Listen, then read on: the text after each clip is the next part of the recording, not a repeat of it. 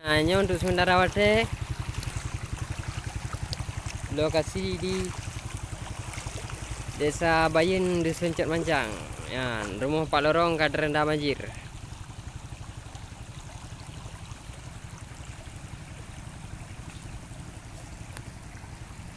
Betul, nali berat-berat. Tidak kiri, dia agak kanan. Wah, banjir luar biasa. Ya, dia di Lampung Bayu.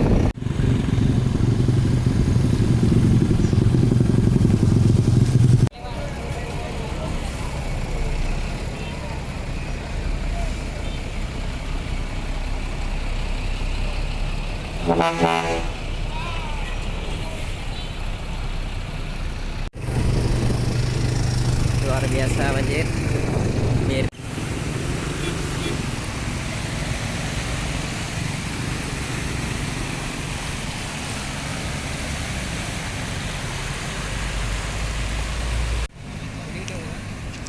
Dia mampang perahu.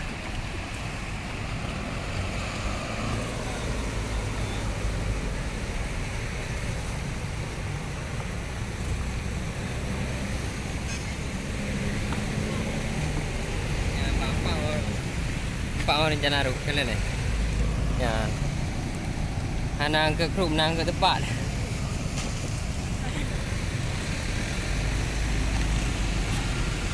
Pau. Ya cuma kamera.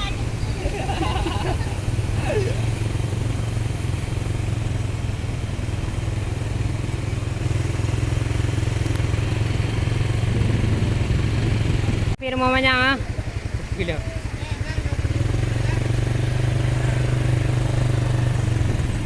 Nek alah pir mau banyak ah. Ya? Alah pir mau banyak ah. Ada mama yang aku banyak pada.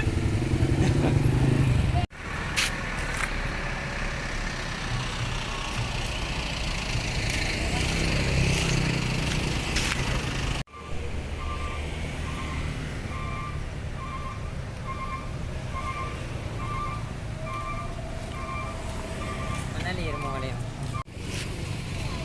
Hai. Tigro tiga.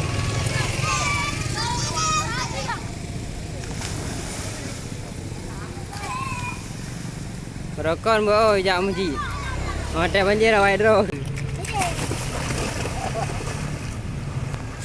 Ya, keadaan muji rawat tip.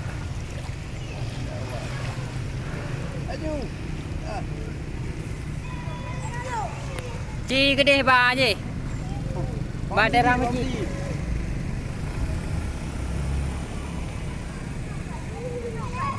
Benar laju.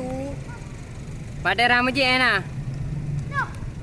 Ide waktu dalam muji, dalam muji.